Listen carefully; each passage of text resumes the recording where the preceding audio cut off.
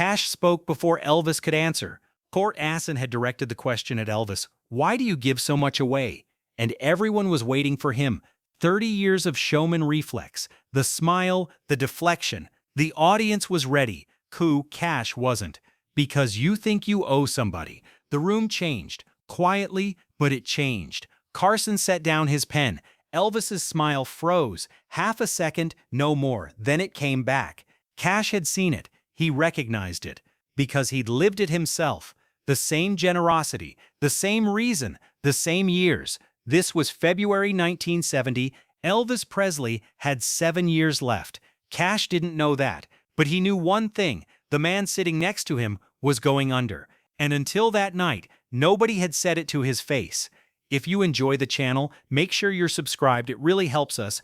In February 1970, Elvis Presley was fine. From the outside, at least. The International Hotel in Las Vegas was selling out every night.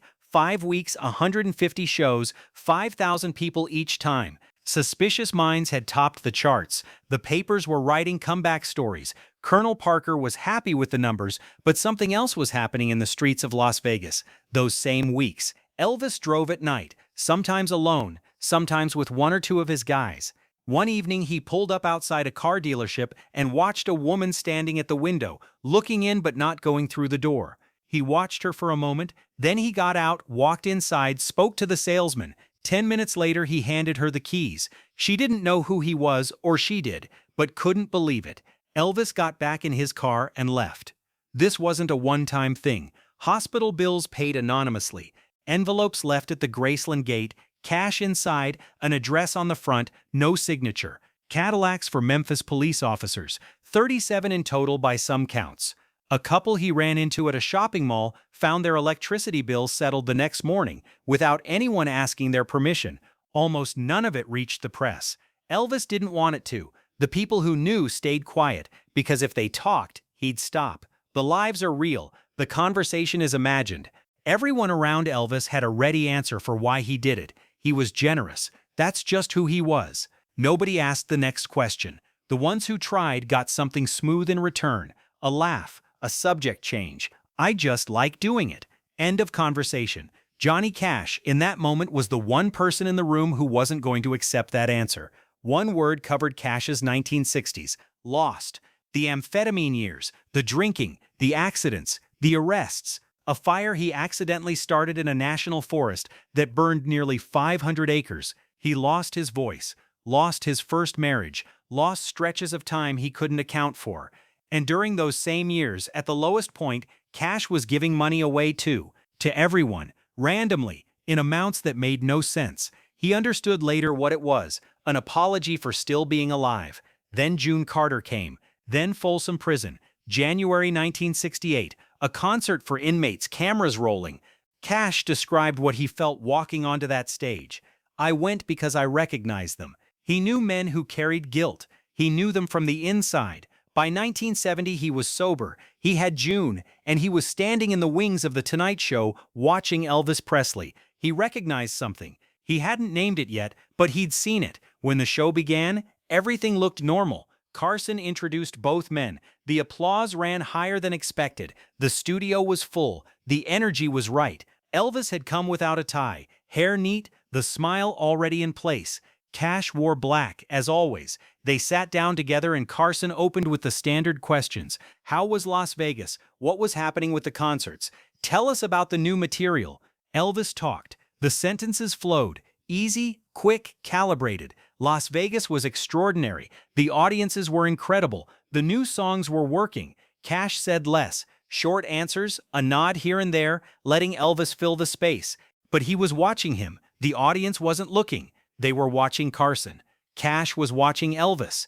A few minutes in, Carson shifted the conversation. He had a way of doing this. Not abruptly, never obviously.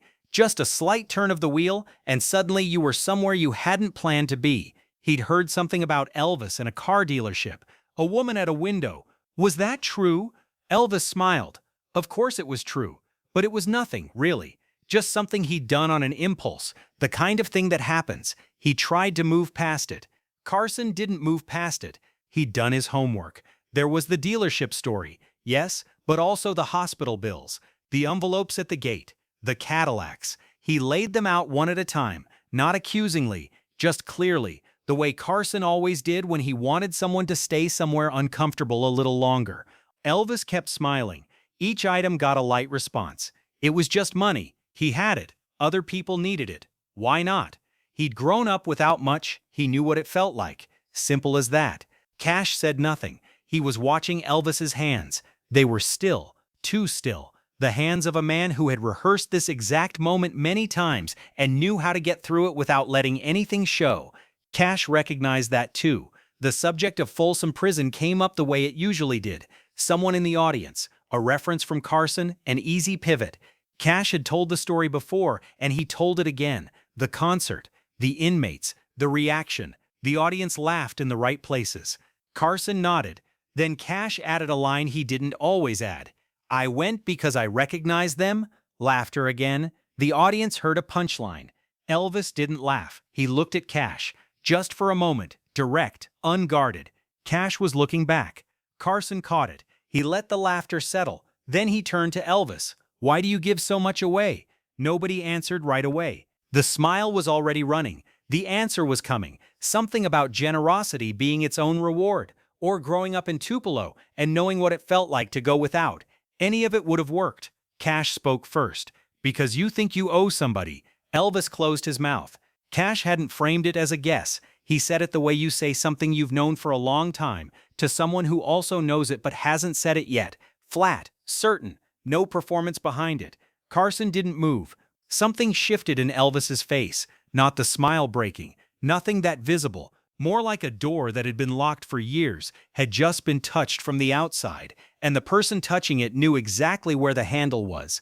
Carson turned slightly in his chair and spoke to Elvis directly, not to Carson, not to the audience, to Elvis. He talked about the 1960s, not the headlines, those were public record. He talked about the feeling underneath, the way he'd kept moving because stopping meant thinking, the way he'd given money away during those years to anyone who asked and plenty who didn't, because generosity felt like penance, and penance was the closest thing to relief he could find. I wasn't being kind, Cash said. I was settling a debt, except I didn't know who I owed it to. He paused. I know what you're carrying, because I carried it too. The audience went quiet, in the way audiences go quiet when they realize they're watching something that wasn't in the rundown. Carson set his index card face down on the desk. I've been doing this show for 8 years, he said. To the room. To no one specifically. Every night I walk out here and I'm fine. And some nights I drive home and I sit in the driveway for 20 minutes because I don't know how to stop being fine. In the production booth, Freddie de Cordova reached for his headset, then didn't. You don't have to do this alone, Cash said. Elvis smiled, smaller than the showman's smile, and in some ways more practiced. The smile of a man who has been told the truth and has already decided what to do with it. I'm fine, John. I've always been fine. Cash held his gaze, then nodded slowly and looked away. The audience applauded. Carson picked up his card. The show moved on. But not before Elvis said one more thing, almost to himself, almost not meant to land anywhere. I've always felt like I was spending someone else's money. He didn't explain it. He said it to the middle distance, and then the smile came back, and the segment ended. Cash heard it. Carson heard it. Jesse Garon Presley had been buried the same day Elvis was born, January 8, 1935, a shoebox grave in Tupelo. Elvis's mother had told him for the rest of her life that he was living for two. He'd tried to give that away in cars and cash and envelopes left at gates, and it had never been enough because the debt wasn't real and the creditor was dead. Cash knew about debts like that. His brother Jack had died at 14, a sawmill, 3 days of slow dying. Cash had spent a decade trying to answer why it wasn't him, and it hadn't worked until June pulled him back. He was standing on the other side of it now, which was the only reason he could see it so clearly in someone else. Elvis was in the corridor when Cash came through the stage door, hands in his pockets leaning against the wall. He looked up without surprise, as if he'd been there a while. Cash stopped. "Show me the photograph," he said. Elvis looked at him. "Which photograph?" "The one you carry." A long beat. Then Elvis reached into his jacket, opened his wallet, held it out.